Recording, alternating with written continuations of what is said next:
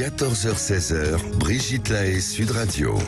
C'est en compagnie de Michel Odoul que nous démarrons 2023, où vous aidant à prendre soin de votre corps, de votre santé. Et bien sûr, si vous avez envie de conseils, d'éclairage, vous nous appelez au 0826 300 300. C'est ce qu'a fait Stéphanie, à qui on donne la parole dans un instant. Mais d'abord, je voudrais la réponse à cette devinette. Quelle est la phrase sexuelle célèbre de César ? Aucune idée, comme dirait l'autre, en janvier, je suis sec. Bon bah c'est évidemment un jeu de mots. César a dit « j'ai la Gaule et je pousse jusqu'au Rhin ». Ah oui. Évidemment. Bonjour Stéphanie. Bonjour Brigitte, bonjour Michel Odoul. Bonjour. Merci de me prendre en ligne et je vous souhaite mes meilleurs vœux pour cette nouvelle année. Merci, vous aussi Stéphanie. Aussi, oui. Alors moi je voulais témoigner confirmer tout ce que vous dites, parce que ça fait en fait 4 ans où parce que j'avais des problèmes de poids, j'étais en obésité, et pour résoudre ce problème d'obésité, j'ai décidé pas de faire des régimes, mais de prendre en fait ma santé en main et de manger sainement pour être en bonne santé.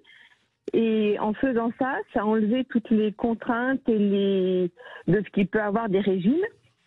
Et parce que j'étais aussi addict au sucre, donc j'ai réussi à soigner cette addiction au sucre et j'ai enlevé toutes les douleurs de mon corps et j'ai réussi à perdre beaucoup de poids. Ben bravo Stéphanie. Voilà. Ça me fait plaisir parce que ça montre bien que on peut on peut changer les choses et aller mieux. Et que la première chose essentielle, majeure, fondamentale, c'est de le décider. C'est ça, tout à fait.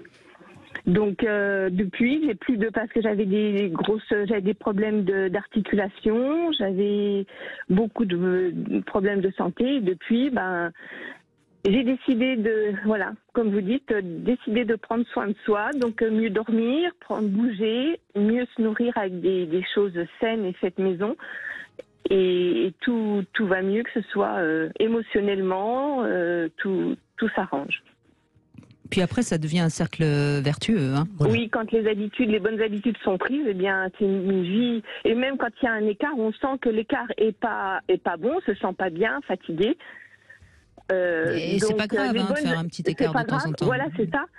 Après, ça fait du bien d'avoir des écarts, mais on sent tout de suite que le corps, il est fatigué ou il réagit pas bien. Donc, on revient vite, justement, à ces bonnes habitudes parce qu'on se sent tellement mieux que des excès, on en fait un, mais on n'en fait pas.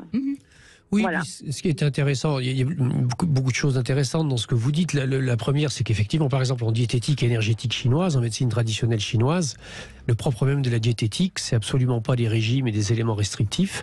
C'est d'intégrer que la première des choses, c'est la régularité au quotidien et dans le reste de l'année, mais qu'il y a aussi ce qu'on appelle des repas de fête, c'est-à-dire des moments où on a le droit de s'autoriser toutes les entorses, quelles qu'elles soient, sans que ça ait de conséquences et de problèmes. Et que c'est les habitudes qui finissent par nous ancrer et nous enfermer dans une mauvaise nutrition. La deuxième des choses qui est importante, c'est parce que vous avez pris conscience de ce qu'il était, de comment la nourriture pouvait être une facilité puis devenir une addiction, vous avez pris la décision de reprendre ça en main, et que la conséquence, elle est au-delà et bien loin de ce qu'on pourrait penser comme étant du magique ou du merveilleux, mais c'est tout simplement que si je mange de façon plus équilibrée, quantitativement moins, etc., quitte à se faire aider pour ça, mon corps va effectivement diminuer en poids, je vais moins solliciter mes articulations, je vais donc moins avoir mal dans ces zones articulaires.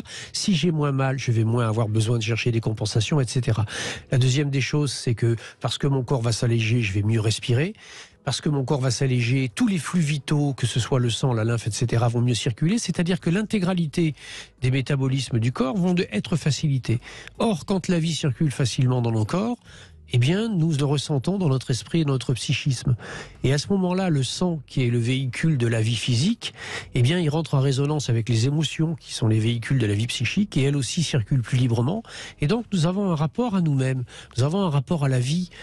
Nous avons même une satisfaction quand nous nous voyons dans la glace le matin dans la salle de bain, à être quelqu'un qui se respecte au plus profond et qui montre par là combien, quand on respecte la vie et qu'on l'aime, celle-ci nous renvoie la même chose. Et j'ai appris aussi en me regardant, vous parliez de miroir, j'ai appris à me regarder et à m'aimer, parce qu'en fait je m'aimais pas, et en premier j'ai appris à m'aimer et à me dire à moi-même, la première personne qu'il y avait que moi qui pouvait remplir ce manque d'amour qui me Mais manquait. bien sûr, bien sûr. Voilà. Mais d'ailleurs, on voit souvent derrière l'obésité un mal-être, mais un mal-aimé aussi, hein, Oui. évidemment. Et puis, je crois que vous vouliez aussi évoquer votre poignet, hein, c'est ça? J'ai en fait une douleur, j'ai une tendinite. En fait, je me suis fait une douleur. Je pense que c'est au sport depuis cet été. Donc, j'ai une tendinite sur le côté extérieur droit et un kyste synovial. Donc, c'est le poignet gauche. Donc, j'essaye de comprendre en fait le sens que mon corps essaye de me dire. Vous dites extérieur, c'est-à-dire côté du pouce ou côté du petit doigt? Côté petit doigt. Oui, donc ça, enfin, parce que dans le langage anatomique, ce côté-là, Oui. c'est le côté interne. C'est pour ça que je pose la D'accord. question. Mais voilà. Mais effectivement, cet axe-là, c'est un axe très très précis, hein, et c'est un axe qui vient en résonance avec ce que vous venez de dire. Le petit doigt, c'est le doigt de la main dans lequel passent et se terminent ou démarrent 2 méridiens d'acupuncture fondamentaux qui sont le cœur et l'intestin grêle. Le cœur et l'intestin grêle, donc le cœur, faut-il décrire à quoi ça sert et comment ça répond à ce que nous évoquions, c'est-à-dire évidemment bien sûr l'amour dans son sens le plus large, et l'amour et l'intelligence et l'accueil de la vie en soi. Et l'intestin grêle, c'est un axe fondamental, objectivité, subjectivité. Ça vous est arrivé pendant une pratique physique cet été, Oui. etc. Peut-être qu'il y a là quelque chose qui est venu vous dire que aimer et respecter son corps n'est peut-être pas non plus le solliciter trop vite, trop fort ou trop loin. Trop fort. C'est ça, tout à fait. Voilà. Et qu'il y a peut-être eu dans cette manière de faire, parce que souvent on rentre dans une espèce d'inflation et d'inflammation. Quand on voit que quelque chose va bien et qu'on se sent mieux d'une certaine manière, on veut en faire un petit peu plus pour être encore un petit peu mieux. Tout à fait, voilà. c'est exactement ça.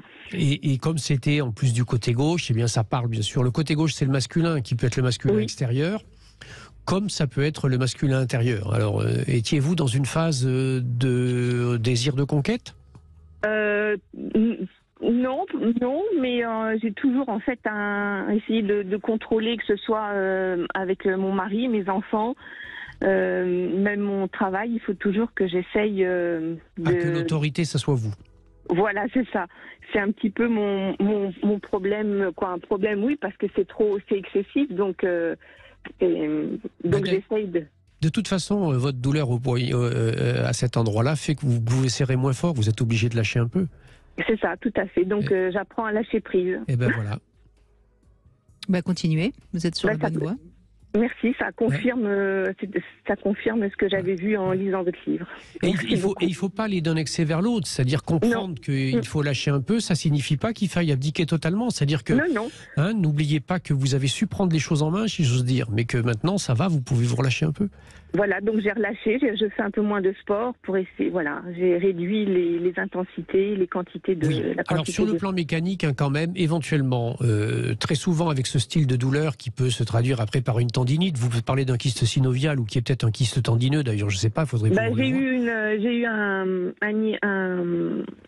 une radio et c'est un kyste synovial qui est placé juste en fait au-dessus du poignet à l'articulation. D'accord. Donc allez voir un ostéo à nouveau ou un praticien shiatsu. Il y a certainement la dernière vertèbre cervicale, la 7e, ou la première vertèbre dorsale qui sont subluxées, qui ont besoin d'être mises en place. Parce que ce qui se passe au niveau de la main dans ces terminaisons-là, c'est beaucoup articulé autour de ça, autour de l'espace qui est entre la 7e cervicale et la première dorsale. Ça conduit les terminaisons nerveuses jusqu'au bout du petit doigt, donc faites remettre ça en place. Et sur le local, la zone qui vous fait mal, appliquez des emplâtres d'argile verte que vous laissez une demi-heure humidifier. C'est quelque chose qui va calmer l'inflammation et qui va permettre la résorption du kyste. C'est très bien, c'est ce que ça confirme, parce que c'est ce que j'ai fait, c'est ce que je fais depuis quelques mois, donc comme ça confirme. Mais vous avez plus besoin de nous alors. Elle lit vos livres. Voilà, c'est ça. Voilà, Stéphanie. C'est ça. Donc, voilà. Bravo. Et j'écoute aussi beaucoup Brigitte, votre émission, et grâce à vous aussi, je voulais vous dire que comme j'avais des problèmes avec mon corps, j'avais des problèmes aussi de relations sexuelles avec mon mari. Donc tout ça est en train de s'améliorer parce que comme j'apprends à m'aimer, on apprend à en parler. Et tout ça, c'est grâce à vous. Voilà, merci beaucoup. Non, c'est grâce à vous, Stéphanie, parce que vous écoutez, mais vous entendez. Vous lisez, mais vous comprenez. Vous voyez, c'est toujours la même chose. Hein. Une fois qu'on est capable, parce que comme je le dis souvent, hein, si on n'a pas envie d'entendre, on n'entend pas. Hein. Il n'y a de Oui, pire tout à sourd fait. que celui qui ne veut pas entendre. Donc vous êtes apte à avancer. Bravo.